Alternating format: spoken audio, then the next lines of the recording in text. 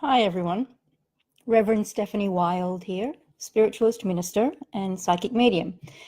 Today is the Saturday between Good Friday and Easter Sunday. So we're in Easter, which is a very important celebration for Christians because Good Friday was when Jesus was crucified, and Easter Sunday is when he was resurrected. And the lesson of the crucifixion for Christians is that Jesus is Lord. Jesus is the Messiah. Jesus is the anointed one.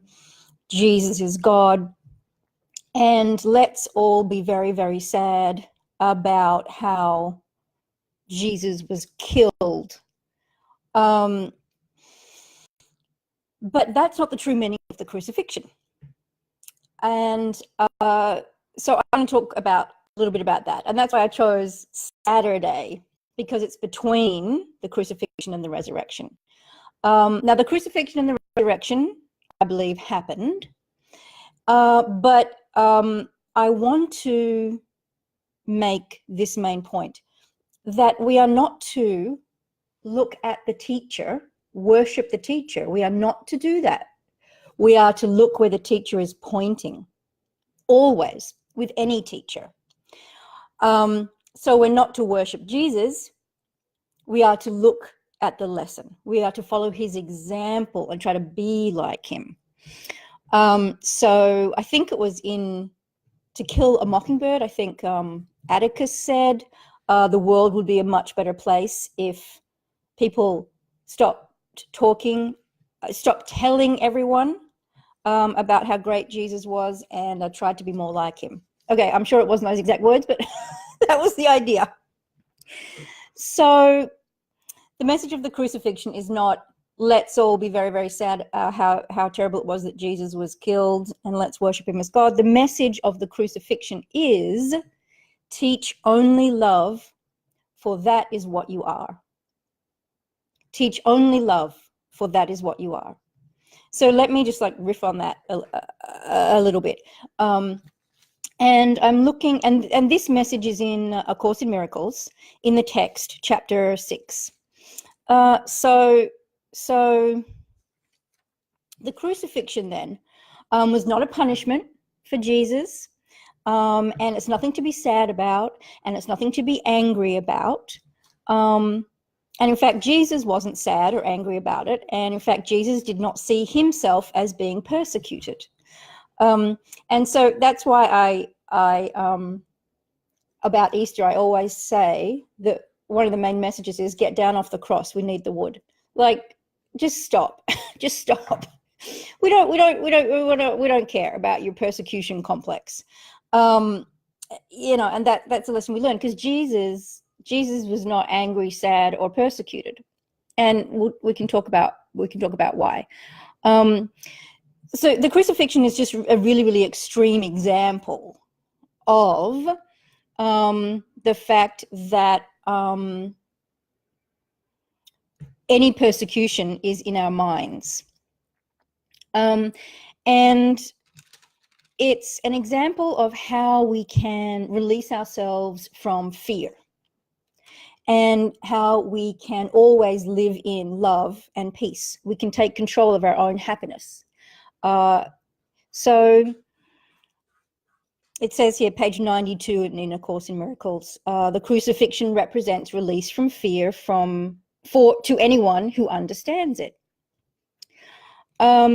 And it goes on to say that you have probably reacted for years as if you were being crucified.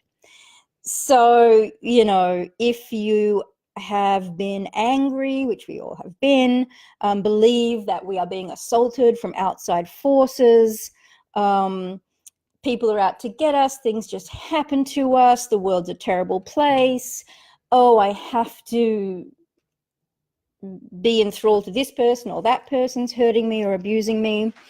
Well, you are not successfully living the lesson of the crucifixion, because the crucifixion was an extreme example. It was an example of the apparent intensity that assault can have. Of course, one body can assault another, and bodies can be destroyed, apparently destroyed. That's the key. Mass is just, right, very, very slowed down energy, right? Physics tells us that. And it cannot be destroyed or created. It just is. So if that's true, then there's no need to be angry about any kind of assault or damage or apparent destruction of the flesh of the body. And that's what Jesus showed us. He was not angry about it. The thing that makes us believe that we're really being persecuted or hurt and therefore justified in anger is the ego. It is all in our thoughts. It is all in our mind. And, you know, that's not an easy place to just jump to.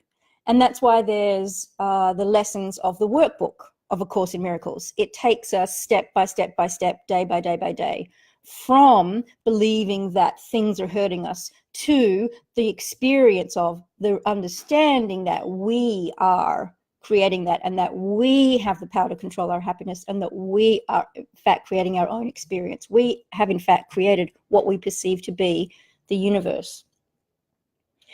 So page 92 again in the text tells us that you are free to perceive yourself as persecuted if you choose. We have free will. We can be angry and we can justify it as much as we like, and we can argue about it and it's not my fault.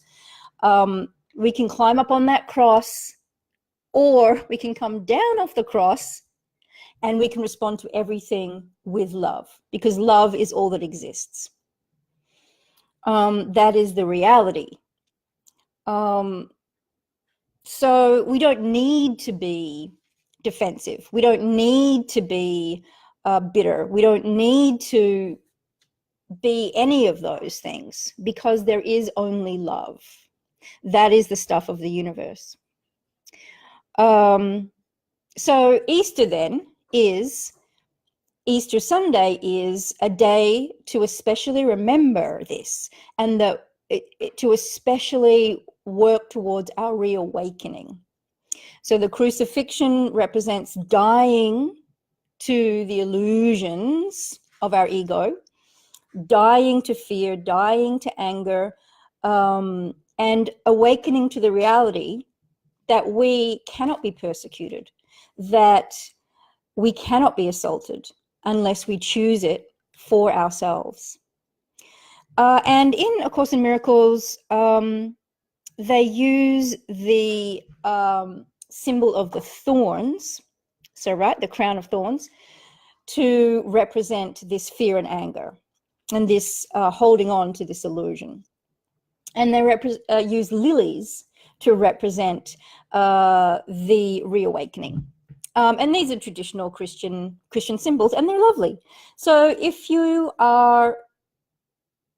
feel obliged to go into a Christian church and experience all this part of Easter, but something feels off, something doesn't feel right, or you're just going because you feel it's a duty to your family, you can go in there, and instead of being made to be sad about Jesus and made to worship him, just listen to the hymns, listen to the lesson, and realize that it's simply about dissolving fear, anger that comes from ego, and reawakening to love.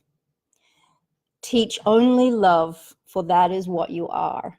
So all through Easter, whatever you have to do with your families, think of it this way, and it will become much clearer. You know, if you don't celebrate Easter, you know, if you don't have any connection to the Christian church and culture, you can still enjoy the chocolate eggs because eggs, they do represent the rebirth. So have some chocolate, have some eggs, or even after, wait until they go on sale. Because the crucifixion and the resurrection can happen every day. It should be happening every day. That's how we practice it. Because we need to find peace, to understand that we need to die to illusion every day. Let go of fear, let go of anger, let go of our persecution complex, and get down off the cross, because someone needs the wood to build their house or their raft. So look, I hope this has been somewhat helpful. Maybe one day I will write these lessons out in a formal way, but right now I just come on and I riff on it, because I think maybe that helps people get their own thought processes around it. So, but let me know. I mean, if you think more formally written lecture would be better, let me know. But so anyway, I'm going to leave you with much love. Go out there and practice love, and enjoy Easter, whether you're Christian or used to be Christian or have never been Christian. The lesson is the same. Much love to you. Bye-bye.